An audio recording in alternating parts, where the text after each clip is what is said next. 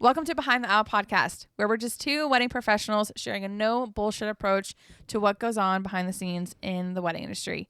My name is Katie, and I am a wedding planner. And I'm Sarah. I'm a wedding photographer. Y'all, it's another one. It's a what the fuck? What the fuck Wednesday. Oh my God. Okay, so cool thing about this episode is that not only did I not read them, Sarah also has not read these. Yeah. If you guys have been listening for any amount of time, Sarah is the one who normally reads the what the fuck submissions beforehand. I don't. One, because Sarah wants to read them because she's excited. For me, we've just decided that there's like a genuine reaction. If she's like reading it out loud. I'm a very expressive person. But now for today's episode, Sarah has not read them, nor I have read them. So you're going to get genuine reactions to both. So I really hope these are juicy, because if they're not juicy... They're long. I do know that. Oh, shit. Yeah. Well, then, if they're not juicy and they're long, this is going to be hella boring. My bad. Do we want to talk about any of our own grievances first? I have one to talk about, but... Oh, yeah, throw it. Because while you do that, then I can... kind of try to like scratch my brain to see if I've got one or not. We haven't been in the industry. I mean, we are still in the industry. We are in the industry. But we hasn't started. Yeah, our season hasn't started, so we don't have much to talk about. But I think that this also kind of piggybacks off of will our last episode that we just recorded, will that be out after or before? This will be out before? Yes. The what the fuck will be up. Yes. Okay. So this will piggyback off of the next episode, which has to do with social media. I would like to talk about content creators for wedding days. Oh. Yeah. This started last year. This became a thing last year. And I think it became a thing for larger influencers to have these content creators come and do reels and TikTok trends and stuff on wedding days. Mm-hmm. I don't think that this should be a priority for clients. I find that this is going to be, unless it's done well, I think it could be an issue. Yeah. Unless it's done from somebody that's also in the industry. Yeah. If it's just outside people wanting to be content creators for wedding days because they see it on TikTok, I think we're going to have some issues. However, and I'll get into that, but however, I think content creators for vendors on wedding days is a fantastic thing. Agreed. I think that that's something that is a niche in the market that is slightly overlooked, especially for certain vendors. Who have a lot of back end stuff that's not ever recorded or like presented to people. People like to see what people do for their jobs. I've literally sat on TikTok and watched 2 hours of somebody doing their job and making balloon animals for 2 hours at a party. I watch a girl who works at Party City, and all her content is just blowing up the balloons. Yeah. I watched a girl, not a girl, but I've watched Amazon packaging videos. Why is that so aesthetically I know. pleasing? The Target back end, love it. People love this shit. So people love to see what people do for work. And I think it emphasizes the importance of people, and it also kind of shows what it's relatable goes into it. Yeah, it's relatable. That's why it's relatable. It turns you into a real person.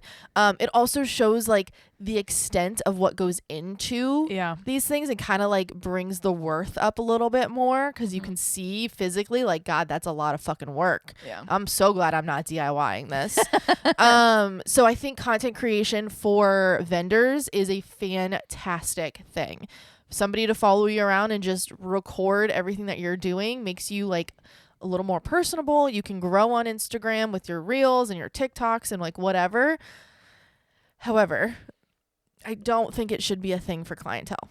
I don't think so either. I mean, when it first was coming out, my immediate, and I'll still use this one line, is why should a photographer have to battle it out for someone with an iPhone like 14, 13, like whatever? Mm-hmm. I just don't. Well, there's and then for me as a planner,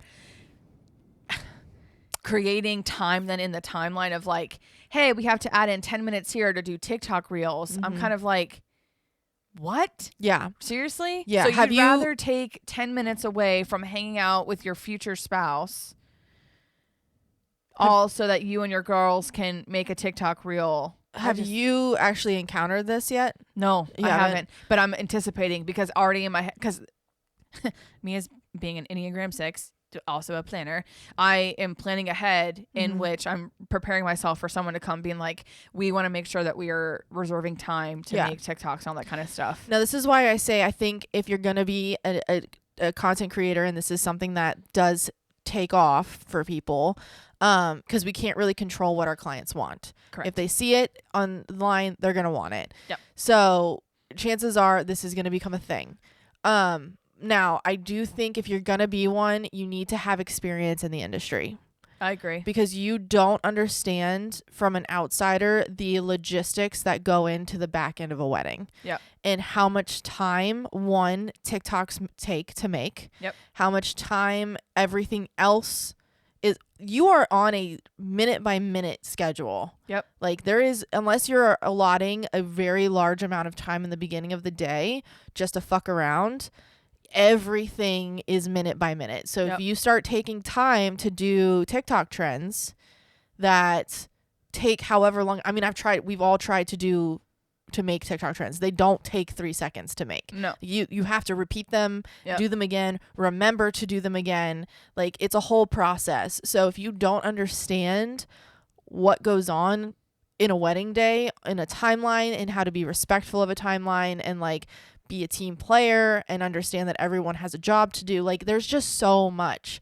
So if you're just going into this not in the industry and you come, like I would vet those people. Yep. Like hardcore. I wouldn't let people just hire anyone. Yeah, I wholeheartedly agree. Because it's going to be an easy thing for people to pick up their phone and be like, I'm a content creator. I mean, even now, like sometimes when it's the bridesmaids that typically will happen. There will be like one or two that are just constantly like, wait, let me like take a picture of this. Wait, let me take a picture of this. No, babe, I need you to go get into your dress because the actual photographer or whatever needs you to be dressed in literally 15 minutes. Yeah. If you're taking the time to stop in doing whatever because you want to make this reel or because you want to like just take a selfie or whatever have you, like, but I also get it that you want to have memories as well, but you just have to plan, again, like you were saying, you have to plan it out accordingly of like, now is not the time to be making your Instagram content or like your TikTok content when the photographer or the planner just told you, hey, I need you now to go get dressed. You know what I think this is? Oh God. What? I think it's a way people are skirting around getting a videographer. Oh shit. And to have things I didn't think about that. On demand. It's the I need it now concept. It's the instant gratification. Yeah, instant gratification. I think it's a way for people to get a cheaper videographer. That's so dumb. They don't understand That's so dumb. The worth that goes, like how much it's worth getting a professional videographer. They think that you can just do it on your phone. Also, I'm so tired of people giving me the excuse of like, I'm just not going to watch my wedding film every day. You will. Girl, shut up. Or, okay, maybe if you don't. I probably watch my wedding film, granted, all together collectively 5-6 times. The only reason why that I have not watched it more than that is that I fucking sob every single time in a good way. Yeah. And I'm like, I don't have time to be emotionally checked out. That was my biggest regret. I would watch that all the time. I'm telling you, from a planner, people always ask me all the time from like other industry people or from like current clients are like, Katie, what is the number one regret that like past clients or like past couples have had? And I'm like, they don't hire a videographer. Yeah. They don't. It's just different. So photos are important. Photos are heirlooms. They're keepsakes. They are documentary. Documentary? Sure. Yeah. They document the wedding day start to finish as it's seen and everything. Photos are incredibly important. I'm a photographer. I can't not say that. But video hits different. Like you get to replay the emotions that are happening. When you look at a photo, this is how I kind of like, it goes hand in hand together. Photo video goes hand in hand together. It's not like one is more important than the other. I really truly think that they both go hand in hand. It's a really great combination where you are looking at a photo, obviously it's still, and you are playing back the emotion back in your head. When you are watching the video, you are literally watching the emotion happen all over again. You're seeing it kind of through your loved one's eyes. Correct. Yeah. Yes. And I think that's just so important. And it's beautiful. You cannot. I just feel like somebody's going to come for me and say you can, but I just really feel like you cannot do that on an iPhone. No. However good the technology is nowadays, you can do a whole hell of a lot on there, but because it's the intention, Sarah, that's behind it. Like I know you're just videoing this on your phone so that you have it so you can post it to social media. Yeah. That's the only intention. Yeah. That is it. Yeah. Yeah. Honestly. So I am against content creators for wedding days, but totally think that content creators for vendors should be a big thing. Oh yeah, 100%. Yeah. I would love like literally somebody to follow me around so that they can see like all the shit my team and I do. I know. But like nobody knows. And I think it makes things more personal and personable. So, do you have anything, or do you want me to go on to? I don't really have any grievances. No one's pissed me off as of recently. At least not that I can remember. That's good. Yeah. All right. Well, we'll hop into it then. Go for it. I'm excited. All right. This is an anonymous photographer. Okay. And it's long. Okay. When I was brand new to weddings, less than a year, a bride booked me for my highest package 2 months before her wedding. First red flag, since they had been engaged for months and had hired a planner 5 months before reaching out to me. Jesus. This package included engagement session, as most do. Bride was adamant that groom hated photos and would not want to do an engagement session, so I offered to swap it out for an additional hour of coverage on her wedding day. I did try to convince her about the benefits of an engagement session, but alas, she did not want it. In the future, I would not do that. So... What was originally 8 hours was now going to be 9 hours of coverage. No biggie, because she wanted the full reception covered anyway, so the 9th hour was needed based on their timeline. Anyway, she texted me 4 hours before myself and my second photographer are supposed to arrive for her wedding, asking if she can go back to just 8 hours instead and do a couple session in place of an engagement session. It was a total pushover and agreed to it. Oh, shit. She also had a planner who had advised her not to ask me about it because it was literally the day of her wedding, and it obviously was not cool to change your coverage on coverage time on the wedding day. She was wanting my second and I to show up an hour later than was planned. Mind you, the venue was also over an hour away from where we lived. So I told her we can't do that because then we would not have time for the certain photo op she wanted. Flat lay, getting ready, family photos before ceremony, etc. So we still showed up at the original time and would leave an hour earlier than planned. My second and I showed up at our scheduled time, and the bride ends up being an hour and a half late. Shut up. It all ended up working out, but my God, it was a shit show and so damn stressful. So it's a couple weeks after her wedding, and she wants to plan this couple session. Scheduled a date, and she cancels the morning of due to plumbing issues. What so the fuck? after confirming the night before that we were good to go. We rescheduled to another date, did not have a rescheduled feed listed in my contract. Well, it's forecasted to rain on the new date, so I reached out to the day before to offer a refund as I was literally moving to a new state 3 days later and would not be able to reschedule again. She tells me they still want to do the shoot in the rain because it could be fun. And of course, she ends up canceling 6 hours before a session. Oh my God. I just gave her a refund and ran because I was so done with them. She was really sweet, but so damn wishy-washy. I learned a lot of lessons. The groom left a nice review, though. I hope you know what you did wrong. And I hope that you changed your contracts. And I hope that you don't let this happen again. And to anybody else listening who's maybe a rookie. Yeah. Don't do that. Yeah, you don't do that. Dude, literally the changing last minute. Yeah. That's insane. You don't let clients depict your coverage. Yeah, don't let them dictate to you. You have to tell them, like, hey, if you don't, I mean, I've had to do this before from like a planner's perspective of like, just like as of recently, someone had booked a photographer for 6 hours. I'm like, Yeah. You don't have, I was like, let me just double, triple check. Out of these major things that typically I see that people get photographed, which of these then that you don't care about? Well, I care about all of them. Then you need more coverage. Yeah. Because it's not going to work. I recently booked a bride that we knocked her coverage down from 8 hours to 7 hours. Oh, wow. And I was only okay with that because I walked her through the timeline beforehand, and the additional hour was not necessary. That's good. So we did do that, but I was the one that gave the okay on that, and not just her telling me like, I don't want that.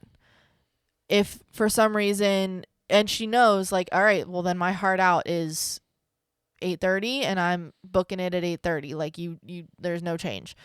But what you did wrong here, and I'm not trying to call you out, but I'm just saying like for other people to understand what happened wrong here. You swapped it. Don't do that. Engagement sessions are complimentary with your session or with your wedding package. If you take that out, it has no monetary value. Should it? Should it what? Should it be complimentary to your... It depends on how you do your packages. If it is included in your package... I was about to say, no. There's a couple of photographers that I'm like, that's an add-on. That's fine. Additional money. That's fine. If that's how you want to do it, that's fine. But if you're 90% of, I think, photographers, I don't know. I'm throwing out a number. Most photographers do an included engagement session because of the importance of it, blah, blah, blah. If it is included in your package... If you take it out, there's no monetary value to it. Once you start putting monetary values onto each individual item in your packages, people start taking stuff out. They want to make your packages a la carte. Unless you're doing that, unless that's how you do things, that's fine. But if you give them the option to then take it out and swap it for something else, it now has a monetary value to it.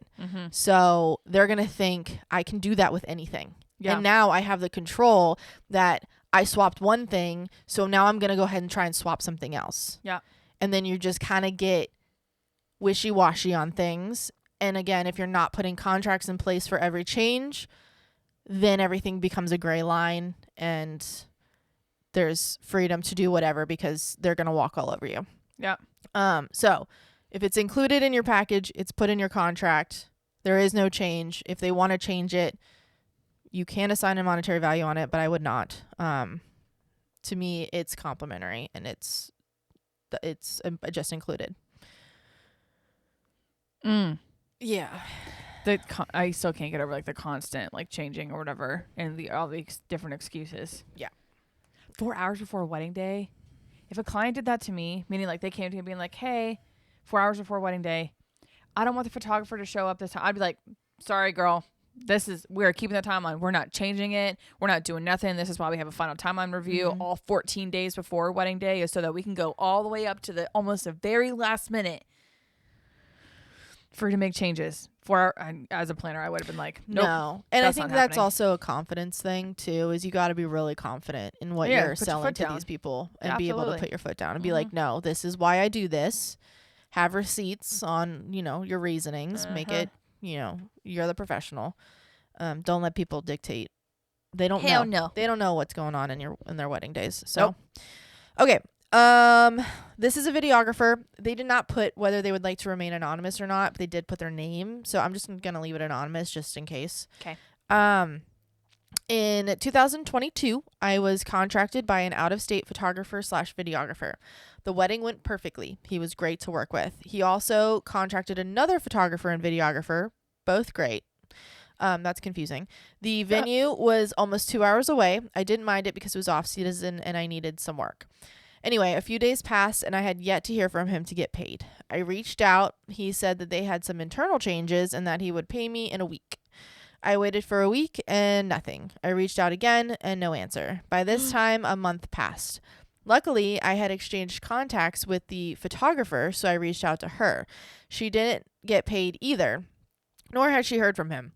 I looked him up online, and apparently he had 2 reviews from couples saying they never received any of the photos or videos they purchased. I reached out to the couple, luckily, took a video of their invitation so I had their first and last names, and they were also ghosting them. I felt bad, so I gave them the raw footage and made a highlight video, and the photographer did the same. They were happy with what we gave them, but unfortunately they never received anything that was shot that day. So to all the vendors out there, get paid before the event, and if you do not have a prior relationship built with said vendor. What the fuck? That's icky. Bro. There's so much ick. That sue the fuck out of you. Yeah. Small claims court. Especially if you're a contract. Like if you had a contract in place, boy. I assisted on a wedding one day where that particular person that I assisted did not pay me for, I want to say it was over a month. And I was in that person's like email and DM to the point where I was like, if I don't receive money, I'm contacting an attorney and I'm getting my fucking cash. Also, don't ever ask me to help you ever again. It's not happening. There was many times in the past that I'd gone through that. That's why I always tell my girls, you will be receiving a check on wedding day. Yeah. Here's your envelope. Yeah. I can't. How do you not, like morally, how do you not pay somebody? Bro, come on. Yeah. Yeah. Yeah, that one's just icky. Don't do that. Don't be that guy. If you can't pay people, get out. Yeah. Literally get out. Just close up shop. It's really okay. Like, you know, stop hiring people. Yeah, for real. If you can't afford to pay other people, then don't take on as much work. Then if you got to feed your mouth first, which is yes, put the oxygen mask on first. I get it, and then pay others. But if you are not able to pay others, then stop taking on any additional work where you're gonna have to like contract out or whatever have you. Yeah. Don't do that. No, don't do that. Jesus, this one is gonna be good. This is the one that I told you about before. I don't know if you remember. I only saw like 2 words from it. Okay. This is a photographer and she's they have remained anonymous. Okay, I hope this one's good because some of the wording in here was juicy. It was one of my first weddings like ever. I was second shooting for a photographer who didn't normally use a second shooter, but she told me she just had a feeling that day was going to be bonkers, and it was. The day started out with the bride and all the bridesmaids just going bottles up while getting ready. This is not that abnormal, though it is more typically the guys who heavily drink. But as her bridesmaids were helping her get into her wedding dress, she forgot she hadn't put a tampon in. Oh, fuck. She was already like past the point of taking off her dress to go back to the bathroom alone. No. So one of her bridesmaids literally put in her tampon for her. Jesus God. I thought I was going to throw up. The word coochie was said a lot, and it was just awful. Prior to the ceremony, they had cocktails waiting for the guests. This wedding was at a winery, so it seems pretty classy, although not traditional. And thankfully, some of the guests had some alcohol in their system because it was an outdoor wedding in late November in Virginia. They were from New Jersey, and I guess they thought Virginia was like the deep South and would be warm. I'm not sure. But the very drunk bride stops the officiant mid-ceremony, apologizes for the weather, and asks if everyone is doing okay because it's fucking cold. She actually dropped the F-bomb right in the middle of her own ceremony. Oh my God. Fast forward to father-daughter dance. I was told to brace for impact because there was a biological dad and a stepdad who raised her. There was a biological dad and a stepdad who raised her, who both wanted to dance with her, but she was not a fan of the biological father. She did, in fact, dance with both of them, but I have no idea if she even knew what was going on at one point because they were holding her up. She was so drunk. Oh, no. She didn't have to worry about being on her period and having blood mess up her dress because she did that with her puke later that night. She was down and out with 2 hours of the reception left. Despite that being my very first exposure to a real wedding day, I persevered. But that still, to this day, is one of the wildest weddings that I have ever been a part of. What's one of the wildest things that's ever happened to you at a wedding day? to this day. So I had an immediate flashback when she stopped. So did I. When she when the bride said to stop the officiant and just asked, whatchamacallit, if everyone was okay. Yeah. This will forever be imprinted into my brain. And I also have video evidence of this because my husband was the videographer. When the bride at a Catholic, one of the most strict Catholic churches in the diocese in our area. That's where she ended up getting married. Dress code, the whole 9 yards. Some Catholic churches are pretty lenient about it. But this one was like, yeah, anyway. The doors were 30 minutes late already because homegirl is there was so much that led up to it. She had cussed out her groom. Fuck you, fuck this church, fuck this wedding, like everything beforehand. Like outside of the church doors. I'm watching this happen. Granddad is also around the corner because she wanted to do a last minute first look with Granddad. Mind you, the organ is playing. People are sitting.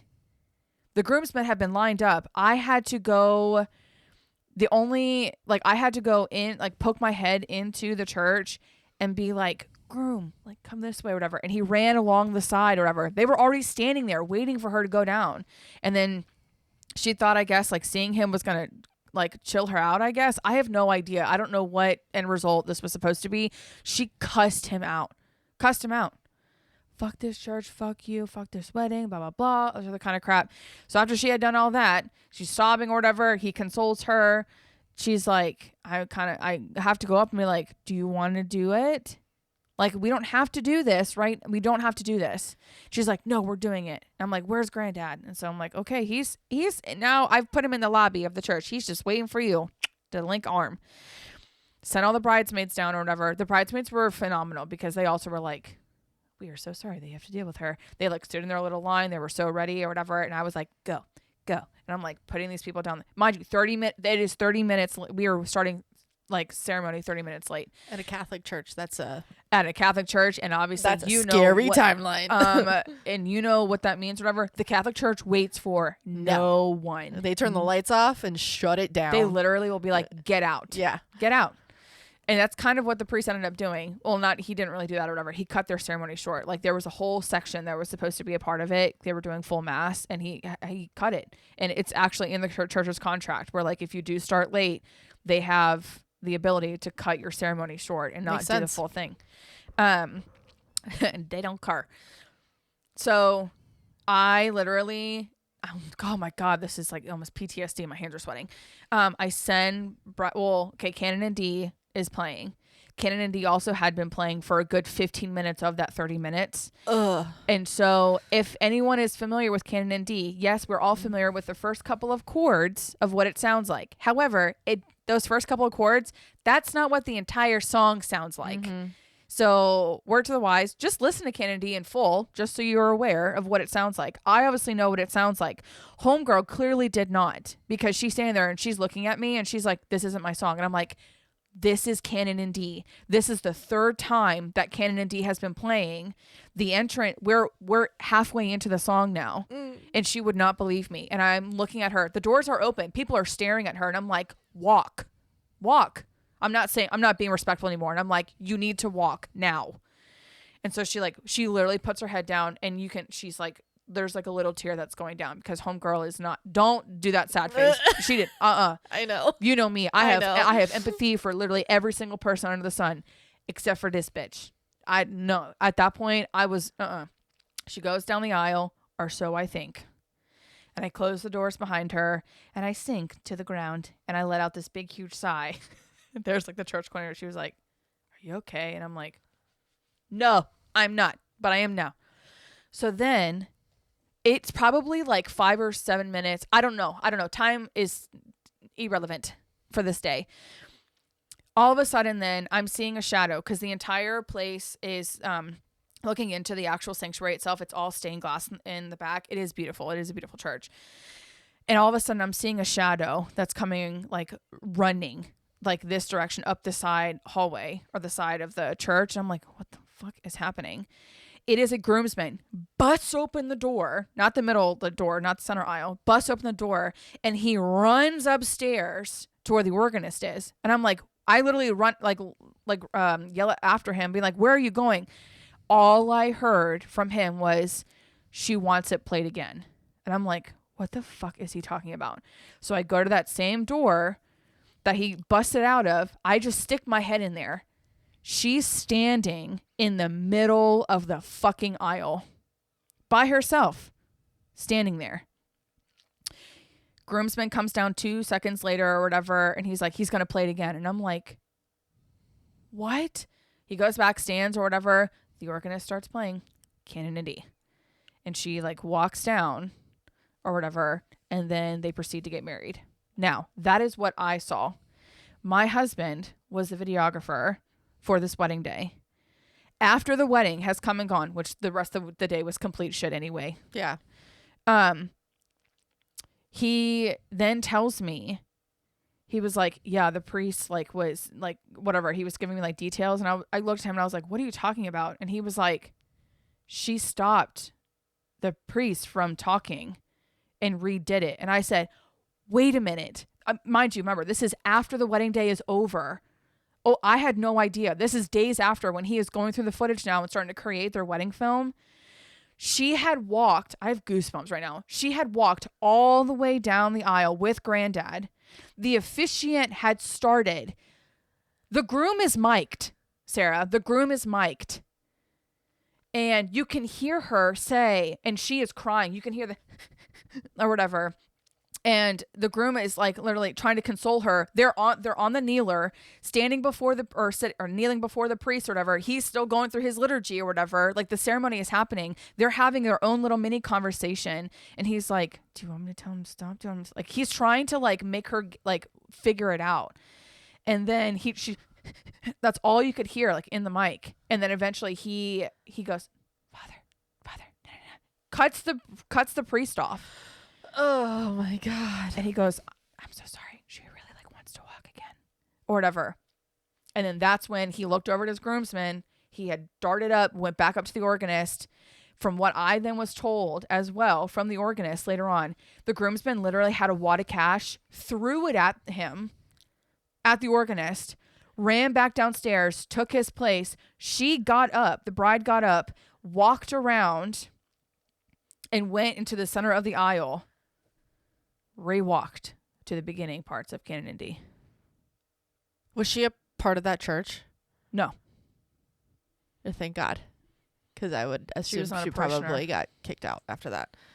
But at the end of the ceremony, I went up to the father and I was like, you did great. And he looked at me and he goes, that is the craziest woman I have ever met in my entire life. A fucking Catholic priest from the most strictest church in our local diocese. I will never. Good God. How long ago was that? Was that like one of your first weddings? No. Oh, wow. 2020.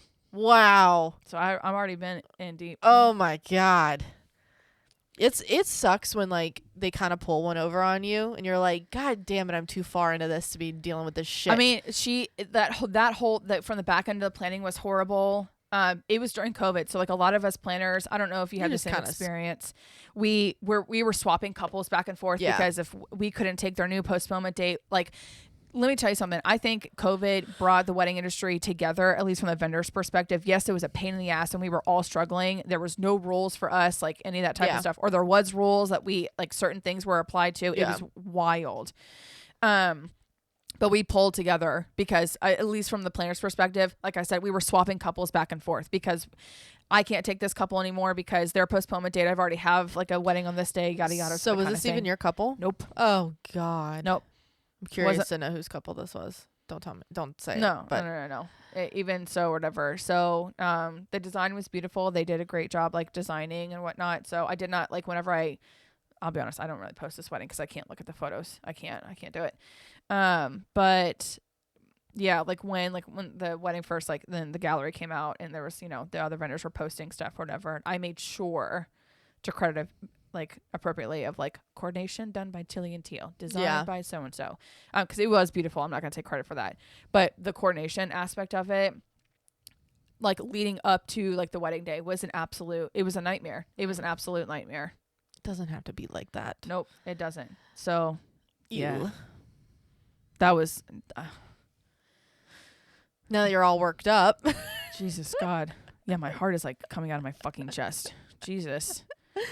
Oh my goodness. That whole thing too, whatever, like Jeff being the videographer, he was not the original contractor either. Nope. So it was just all kind of pieced together. That's a whole other what the fuck story in and of itself. Maybe I'll have him like write it in. Ooh, do that. Yeah. Fun. That was bad. Okay. That was really, really bad. Thank God that he... that whole wedding day. All right. Well, we'll cut it off there. Jesus God bless it. Let Lord. Katie simmer down. Anyway, thank you so much to all of you who wrote in. We really, really appreciate it. Yo, if you have your own wedding story, Yes. Sarah, tell them the process. Please go to behindtheaislepodcast.com. Please. She said, please. Please. If y'all want juicy content like this, y'all got to give it to us. We can't just create this shit out of thin air. Yeah. So calm down. Sorry. You did this. Now I'm like ready to fight somebody. She's coming through this mic, guys. Sorry. Jesus. I'm sorry. Anyway, you can go behind, please, gently, please go to behindtheaislepodcast.com. There's a button right there. It takes you to a Google form. Fill it out. It does not have to be anonymous. It can be anonymous. We don't care. It can be long, can be short. We don't care. It doesn't even really have to be like a full crazy story. It just could be something that happened to you at some point in your career. And you can follow us at Behind the Aisle Podcast on Instagram as well. Where can they find you, Katie? On the Instagram at TILLYANDTEAL. And you? Serendipity Photography, SARA, spelled like my name, Serendipity Photography. Thanks so much, guys. Can't wait to see you on the next one. Bye. Bye.